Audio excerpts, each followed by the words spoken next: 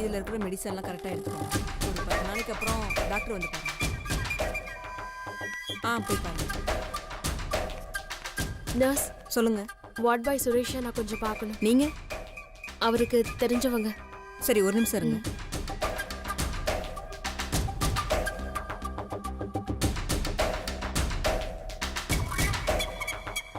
வணக்கம்ண்ணா.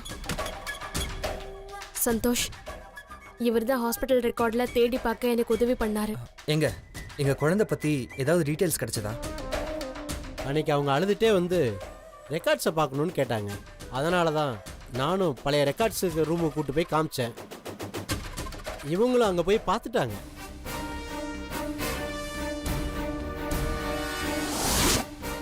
செல்வி, சந்தோஷ் 16ஆம் தேதி இருக்குமா? அண்ணா, குழந்தை ஆனா பொண்ணா? அம்மா, இங்கே அட்மிட் ஆன தேதி இருக்குது, டிஸ்சார்ஜ் ஆன தேதி இருக்குது. ஆனால் குழந்தையோட டீட்டெயில் எதுவும் இல்லையம்மா. எல்லாத்தையும் வேணும்னே டெலீட் பண்ணியிருக்காங்க.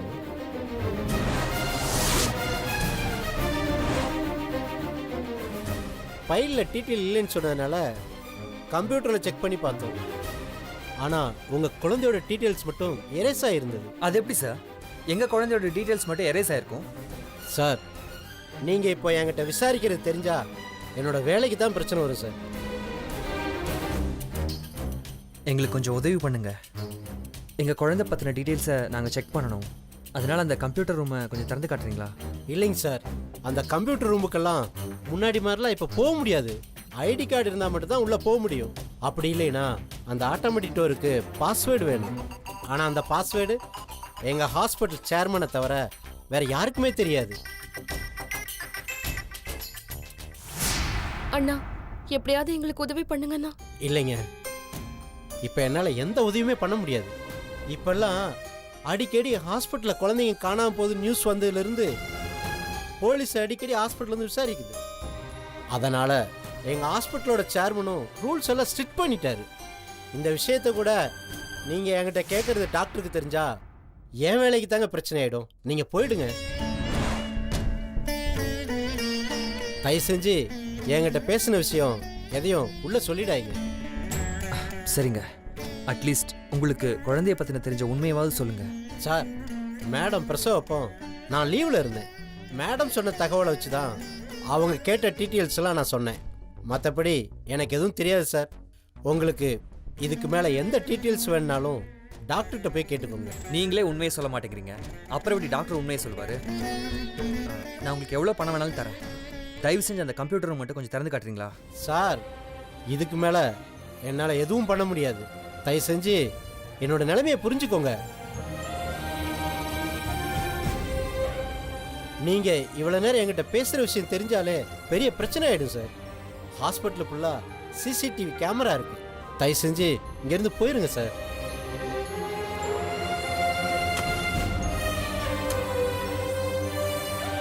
வா.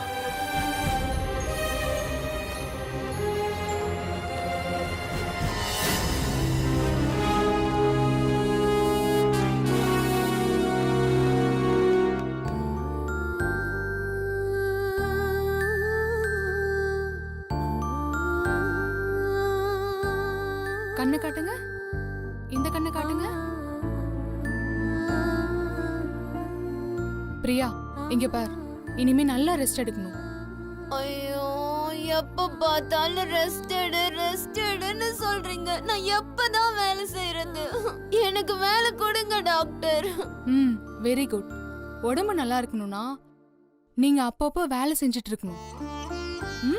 உங்களுக்கு என்ன வேலை கொடுக்கணும்னு நான் சொல்லிட்டு போறேன், சரியா? நல்லா சொல்லுங்க டாக்டர். எப்ப பார்த்தாலும் மாத்திரை சாப்பிட்டு ரெஸ்ட் எடுன்னு சொல்றாங்க. எனக்கு ஏதாவது வேலை கொடுக்க சொல்லுங்க. சரி பிரியா, பாய். பாத்தீங்களா கௌதம், பிரியா அவங்க வாயால என்ன சொல்றாங்கன்னு? பிரியா கிட்ட அடிக்கடி ரெஸ்ட் எடுங்கன்னு சொல்லாதீங்க. அவங்க சொல்றதுல இருந்து பார்த்தா நீங்கெல்லாம் அவங்கள பேஷண்ட் மாதிரி ட்ரீட் பண்றீங்கன்னு எனக்கு தெரியுது. தயவு செஞ்சு அவங்கள ஒரு பேஷண்டா ட்ரீட் பண்ணாதீங்க. அவங்களுக்கு குழந்தை மேல பயங்கரமா பாசம் இருக்கு. அதனால குழந்தைய அவங்களோட கேஷுவலா பழக விடுங்க. குழந்தைக்காக அவங்க ஏதாவது செய்யணும்னு நினைச்சா அவங்கள ஃப்ரீயா விடுங்க. பிரியாவை ரெஸ்ட்ரிக்ட் பண்ணாதீங்க. அதுதான் பிரியாவை ரொம்ப பாதிக்குது. அவங்கள ஒரு பேஷண்டா பார்க்காம கொஞ்சம் கேஷுவலா பார்க்க ஆரம்பிங்க. அவங்க ஏதாவது வேலை செய்யணும்னு நினைச்சா செய்ய விடுங்க. அதை தடுக்காதீங்க. அது தப்பானாலும் பரவாயில்ல, அதை நம்ம திருத்திக்கலாம். சரி டாக்டர். பிரியாவை அவங்க வழியில போய் தான் நம்ம குணப்படுத்த முடியும். ஓகே, நீங்க சொல்ற மாதிரி செய்றேன். டாக்டர், பிரியாக்கு நிச்சயமா குணமாயிடும்ல? யாருக்குமே நோயின்றது நிரந்தரம் கிடையாது. அந்த நோய்க்கு உண்டான ட்ரீட்மெண்ட்டை கொடுத்து பேஷண்ட்டை அன்பா பார்த்துக்கிட்டாலே நிச்சயமா தீர்வு கிடைக்கும். சரிங்க டாக்டர். கௌதம், நான் கிளம்புறேன். Okay doctor. அம்மா, சொல்லுடா. டாக்டர் சொன்னதை கேட்டீங்கல்ல? இனிமே நம்ம பிரியாவை நல்ல முறையில தான் ட்ரீட் பண்ணணும். அவகிட்ட இனிமே கோவப்படக்கூடாது. சரிடா. தீபா, சொல்லுங்க. உங்களுக்கு புரியுதுல்ல? புரியுது கௌதம் சார். பிரியா குணமாகணும்னா அவளை இனிமே சில விஷயங்களை இன்வால்வ் பண்ணணும். அதை தான் டாக்டர் சொல்லிட்டு போறாங்க. நானும் அதுக்கான முயற்சி தான் பண்ணணும்னு நினைக்கிறேன். ஆனா அது தப்பாயிடுமோன்னு எனக்கு பயமா இருக்கு. கௌதம் சார், நாங்கெல்லாம் இருக்கோம்ல, பிரியாவை பத்திரமா நாங்க பாத்துக்கிறோம். ஆமாடா, நாங்க பாத்துக்கிறோம். பிரியா, பிரியா, பிரியா, என்னாச்சு?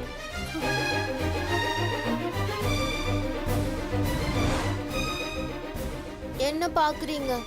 உடைச்சிட்டேனா? கௌதம், திட்ட மாட்டியா? மம்மி, அப்ப இது தப்பு இல்லையா? கை தவறி தானே விழுந்தது. ஆமா ஆமா ஆமா, இது கை தவறி தான் விழுந்துச்சு. சரி பிரியா, வேற வாங்கிக்கலாம். சரி, நீ போய் ஹால்ல உட்கார். பிரியா, வா. நீ போய் ஹால்ல ஃப்ரீயா உட்காரு. நாங்க இது எல்லாத்தையும் க்ளீன் பண்ணிடுறோம். ஹேய், பாத்து. நீங்க ஏன் என்ன திட்டவே இல்ல? நான் உன்னை எப்படி திட்டிருக்கேன் இப்ப திட்டுறதுக்கு? போ போ. காவ்யா, டாக்டர் இவங்க கிட்ட ஏதோ சொல்லிருக்காங்க. அதனாலதான் இவங்க எல்லாரும் பயப்படுறாங்க. எல்லாரும் பயப்படுறாங்க. காவ்யா, இப்ப நம்ம ரெண்டு பேரும் என்ன செய்யலாம்னா, ஜாலியா விளையாடலாம். உனக்கு பசிச்சதுன்னா மம்மி பால் எடுத்துட்டு வரேன். ஏன்னா டாக்டர் என்ன வேலை செய்ய சொல்லிட்டாங்க. அதனால நீங்க யாரும் என்ன திட்ட மாட்டாங்க. ஏதாவது பண்ணி எப்படியாவது பிரியாவை சீக்கிரமா குணமாக்கணும். Excuse me doctor. Yes, come in. Take your seat. Doctor, என்ன ஞாபகம் இருக்குங்களா? கொஞ்ச நாளைக்கு முன்னாடி கூட என் குழந்தைய பத்தி விசாரிக்க வந்தனே. எஸ், ஞாபகம் இருக்கு. நான் அன்னைக்கே தான் சொல்லிட்டேனம்மா, இந்த ஹாஸ்பிட்டல்ல எந்த தப்பு நடக்காது, வீணா எங்க ஹாஸ்பிட்டல் பேரை கெடுக்காதீங்கன்னு. இப்ப மறுபடியும் என்ன பிரச்சனை பண்ண வந்திருக்கீங்களா? என்ன சார் மிரட்டுறீங்களா? இங்கே ஆல்ரெடி அட்மிட் ஆன ஒரு பேஷண்ட்டை இப்படி தான் மரியாதைலாம் பேசுவீங்களா? அப்படியெல்லாம் இல்லை சார். சார், எங்களுக்கும் ரூல்ஸ் தெரியும். எங்கள் குழந்தைய காணோன்னு அதை பற்றி டீட்டெயில்ஸ் கேட்டால் நீங்கள் பதில் சொல்லி தான் ஆகணும். நாங்கள் உங்கள் ஹாஸ்பிட்டலுக்கு வரலன்னா உங்கள் ஹாஸ்பிட்டல் எப்படி ரன் ஆகும்? எங்களுக்கு மரியாதை கொடுக்காம ஏதோ விரோதி மாதிரி ட்ரீட் பண்ணுறீங்க. நாங்கள் ஒரு இன்ஃபர்மேஷன் கேட்டால் அதுக்கு மரியாதையாக பதில் சொல்லுங்கள். அதை விட்டு கோவப்படுறீங்க சார், இல்லாத ஒரு குழந்தைய இருக்கிறதா நீங்களே கற்பனை பண்ணி பேசினா நாங்கள் என்ன சார் பண்ண முடியும்? சார், இது கற்பனை இல்லை, உண்மையாக நடந்த விஷயம். நாளைக்கே அந்த குழந்தை உயிரோட இருக்குன்னு ப்ரூஃப் ஆயிடுச்சுன்னா உங்கள் முகத்தை எங்கே கொண்டு போய் வச்சுக்குவீங்க? இது உங்கள் ஹாஸ்பிட்டல் நடந்த தப்பு. அதை நாங்கள் இன்னும் பெரிய இஷ்யூவாக கிரியேட் பண்ணலை. இப்போவும் நாங்கள் அமைதியாக தான் பேசிகிட்டு இருக்கோம். இதை நாங்கள் இன்னும் ப்ரெஸ்ஸு, மீடியா, போலீஸ்னு இன்ஃபார்ம் பண்ணவே இல்லை. அப்படி பண்ணா அவங்க விசாரிக்கிற முறையே வேற மாதிரி இருக்கும். முடிஞ்சா பண்ணீங்க சார். ஓஹோ, நாங்கள் நல்ல முறையில் உங்ககிட்ட பேசினா நீங்கள் பதில் சொல்ல மாட்டீங்க. நாங்கள் பெரிய இஷ்யூவாக கிரியேட் பண்ணாதான் பதில் சொல்லுவீங்க, அப்படிதானே? சந்தோஷ், கொஞ்சம் அமைதியா இரு. என்னை விடு செல்வி. இவங்க இப்படி நடந்துக்கிறத பார்த்தா இவங்க தப்பு பண்ணியிருக்காங்கன்னு எனக்கு நல்லாவே தெரியுது. ஹலோ, இந்த மாதிரி ஆளுங்களெல்லாம் உள்ள அலோவ் பண்ணாதீங்கன்னு சொல்லியிருக்கேன். உங்களை யாருங்க அலோவ் பண்ணது உள்ள? இதை பாருங்க, இப்படிலாம் பேசாதீங்க. அப்புறம் நான் போலீஸோட வந்து விசாரிச்சா அதோட ட்ரீட்மெண்ட்டே வேற மாதிரி இருக்கும்.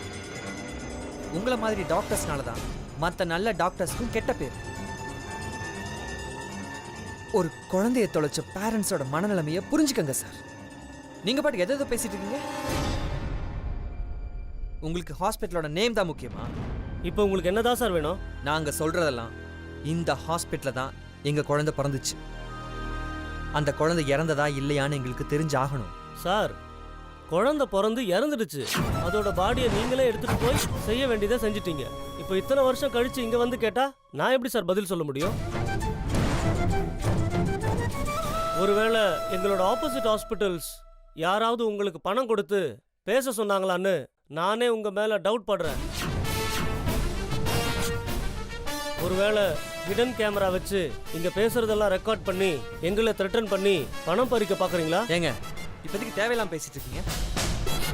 பெத்த குழந்தைய தொலைச்சிட்டு பெத்தவங்க நாங்க அழுதுட்டு இருக்கோம். இது உங்களுக்கு பிளாக்மெயிலா தெரியுதா?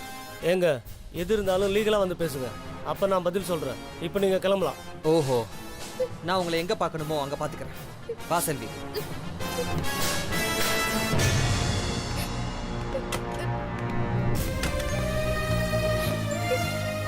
செல்வி அழாத.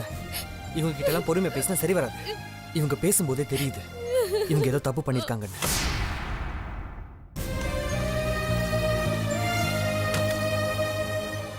சிஸ்டர் சந்தோஷ், இவங்க தான் எனக்கு பிரசவம் பார்த்த பாட்டியோட நம்பரை கொடுத்தாங்க. உங்களுக்கு எப்படி இந்த விஷயம் தெரியும்? எனக்கு எதுவுமே தெரியாதே. என்னம்மா தேவையில்லாம என்ன மாட்டி விடுறீங்க? என்னங்க நீங்க இப்படி பேசுறீங்க? நீங்க தானே என்கிட்ட இருந்து செயினை வாங்கிட்டு அந்த பாட்டியோட அட்ரஸ கொடுத்தீங்க. செயினை கழட்டி கொடுத்தியா? ஆமா சந்தோஷ், அன்னைக்கு என்கிட்ட காசு இல்ல, அதனாலதான் இவங்க கேட்ட உடனே செயினை கழட்டி கொடுத்தேன். என்ன செல்வி, அதுக்காக முட்டாள்தனமா செயினை கழட்டி கொடுப்பியா? சார், அன்னைக்கு நான் காசு தான் கேட்டேன். இவங்க தான் அன்னைக்கு கையில காசு இல்லைன்னு செயினை கழட்டி கொடுத்தாங்க. ஏமா, அந்த செயினை வாங்குறதுக்காக நாங்க வரல. அந்த பாட்டி தான் தப்பு பண்ணாங்கன்னு உங்களுக்கு எப்படி தெரியும்? சார், இவங்களுக்கு பிரசவம் பார்த்ததே அந்த ஆயா தான். அது எனக்கு நல்லாவே தெரியும். அதனால தான் அந்த அட்ரஸ் கொடுத்தேன். இவங்களை போய் பாருங்கன்னு சொன்னேன். மற்றபடி எனக்கு எதுவுமே தெரியாது சார். இதை பாருங்க, உங்களுக்கு ஏதாவது உண்மை தெரிஞ்சா எங்ககிட்ட சொல்லுங்க. குழந்தைய தொலைச்சிட்டு நாங்க 2 பேரும் 6 வருஷமா தவிச்சிட்டு இருக்கோம். சார், இவங்களுக்கு பிரசவம் பார்த்தப்போ நான் ஃபர்ஸ்ட் எய்ட் மட்டும் தான் பண்ணேன். மற்றபடி ஒன்றும் தெரியாது சார். இவங்களுக்கு பிரசவம் பார்த்ததே அந்த ஆயா தான். அந்த ஆயாவை போய் விசாரிச்சு பாருங்க. அந்த பாட்டி இறந்து போயிட்டாங்க சிஸ்டர். அப்படியா? அந்த பாட்டிக்கு ஒரு பையன் இருக்காரு. அவர்கிட்ட கேட்டு பாத்தீங்கன்னா உங்களுக்கு ஏதாச்சும் தெரியும். அந்த பாட்டி நிச்சயம் உங்க குழந்தைய பத்தி சொல்லியிருப்பாங்க. சரிங்க, ரொம்ப நன்றிங்க. Okay sir.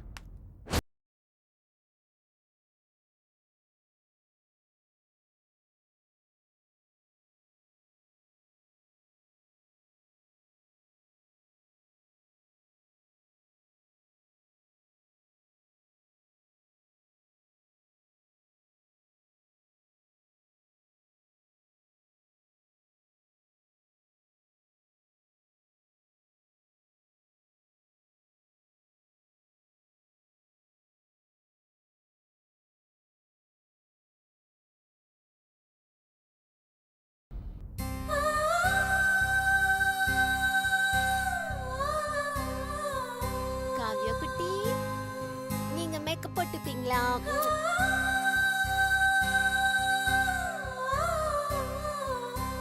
இந்த Dress மாத்திடலாம்.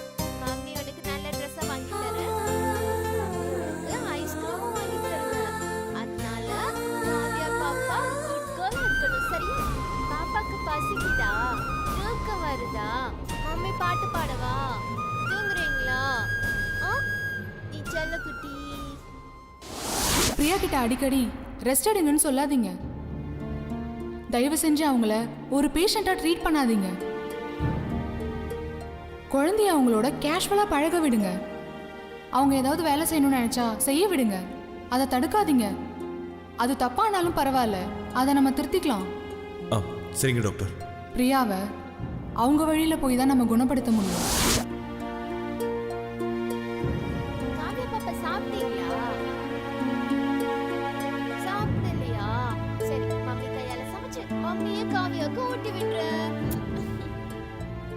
கௌதம் சார், ஆ? பிரியா குழந்தைய பாத்துக்கிறதுக்காக செய்யற எல்லா விஷயமும் தப்பு தப்பாவே இருக்கு. அதை நம்ம மாத்தணும்னா அதுக்கு ஏதாவது ஒரு ஐடியா பண்ணணும். அதான் எனக்கு இன்னும் புரியல. நானும் அதை பத்தி தான் யோசிச்சுட்டு இருக்கேன்.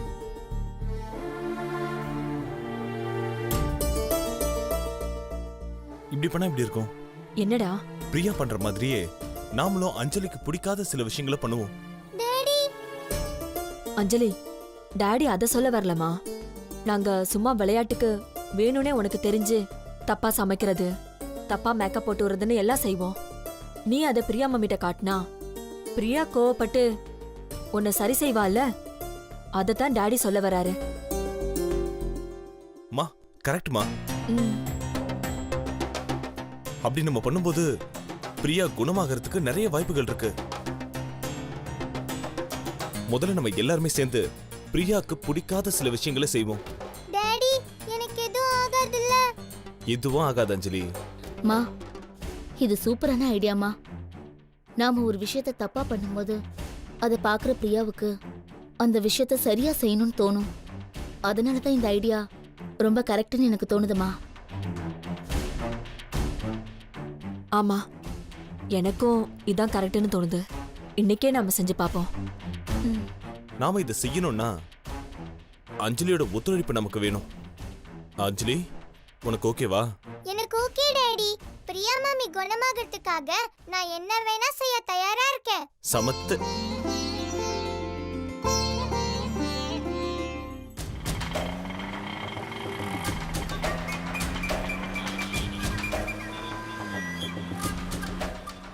ஹாஸ்பிட்டல்ல இவ்வளோ கேர்லெஸ்ஸாக பதில் சொல்கிறாங்க.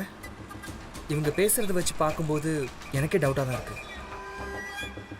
எனக்கு நிச்சயமா தெரியும், ஹாஸ்பிட்டல்ல தான் ஏதோ தப்பு நடந்திருக்கு. அந்த நர்ஸ் சொன்ன பாட்டியோட வீடு எங்கே இருக்கு? இங்கதான் நேரா போய் ஒரு லெஃப்ட் எடுத்தா அங்க ஒரு குடிசை ஏரியா இருக்கும். அங்கதான் அந்த பாட்டி இருந்தாங்க. நீ சொல்கிற மாதிரி நம்ம குழந்தை இறக்காம உயிரோட இருந்தா நிச்சயமாக அது நம்ம கையில் கிடைக்கும். கவலைப்படாத. எனக்கு அந்த நம்பிக்கை இருக்கு. நம்ம குழந்தை நிச்சயமா உயிரோட தான் இருக்கு. அது திரும்பவும் நம்ம கிட்ட வந்து சேரும்னு எனக்கு நம்பிக்கை இருக்கு. டோன்ட் வரி, உன்னோட நம்பிக்கை வீண் போகாது.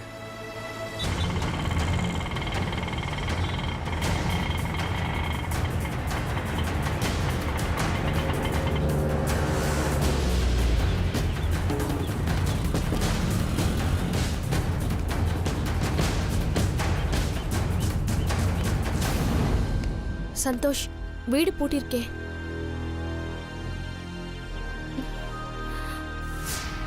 அவங்களுக்கு கேட்கலாம். அக்கா, என்னங்க? இந்த வீட்ல இருக்கவங்க எங்க? அவங்க இந்த ஏரியா விட்டே போயிட்டாங்க. அவங்க எங்க போயிருக்காங்கன்னு உங்களுக்கு தெரியும்? லட்சுமி நகர்ல தான் இருக்காங்க. வேணும்னா அங்க போய் பாருங்க. சரிங்க. ரொம்ப தேங்க்ஸ்.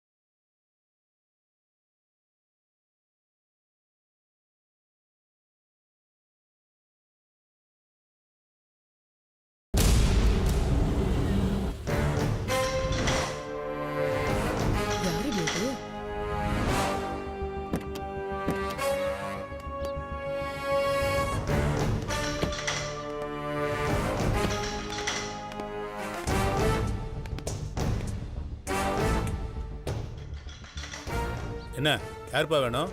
நேஷனல் ஹாஸ்பிட்டலில் பிரசவ வார்டில் ஒரு பாட்டி வேலை பார்த்தாங்கல்ல, அந்த பாட்டியோட வீடு இங்கே தானே இருக்குது? அந்த பாட்டி தான் இறந்து போயிருச்சேப்பா. அது தெரியும். ஆனால் அந்த பாட்டியோட பையன் வேற இடத்துலேருந்து இங்கே தான் குடி வந்திருக்கதா கேள்விப்பட்டு இங்கே வந்தோம். அதோ தெரியுது பாருங்க, அதுதான் அவங்க வீடு. அவனை இப்போதான்ப்பா நான் டீ கடையில் பார்த்தேன்.